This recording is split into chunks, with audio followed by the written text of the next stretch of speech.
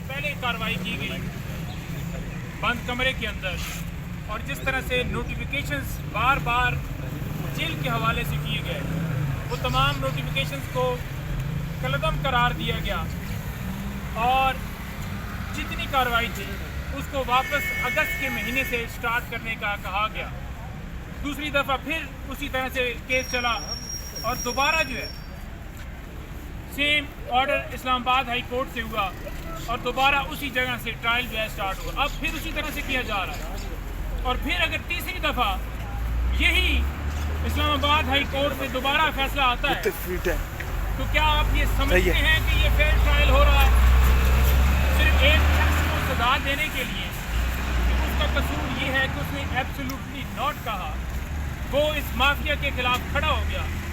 اس نے اس ظلم و جبر کے اوپر آواز اٹھائی، آپ نے اس کی ہمت تو توڑ نہ سکے آپ، اور آپ نے اس کے اوپر کیسز بنا کر اندر ڈال دیا، اور پھر اس طرح سے کیسز چلانا شروع کر دیا۔ دوسرے نمبر پر جو عدت کے دوران نکاح والا کیس، اس کے اوپر بڑی اہم جو ہے بات میں کرنا چاہتا ہوں، جو آج خان صاحب نے مجھے کہا کہ آپ نے جا کر کہنی ہے، وہ یہ ہے کہ خان صاحب نے کہا کہ اس کیس کے اندر جو گواہ اور کیس بنانے والے لوگ آئیں گے، ان سے سب سے پہلے ہم حلف لیں گے کہ وہ حلف کے اوپر یہ بتائیں گے کہ کیا کسی شخص کو اغوا نہیں کیا گیا۔ میں خاور مانکا کی بات کر رہا ہوں کہ اغوا کر کے اس کے اوپر کیس بنا کر کیا اس سے زبردستی یہ بیان نہیں لیا جا رہا، تو گواہی دینے سے پہلے اس سے حلف لیا جائے گا۔ اسی طرح دوسرے گواہ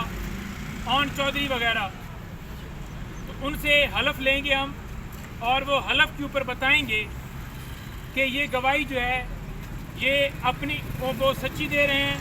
اور اپنی مرضی سے دے رہے ہیں، ان کے اوپر پریشر نہیں ہے، اور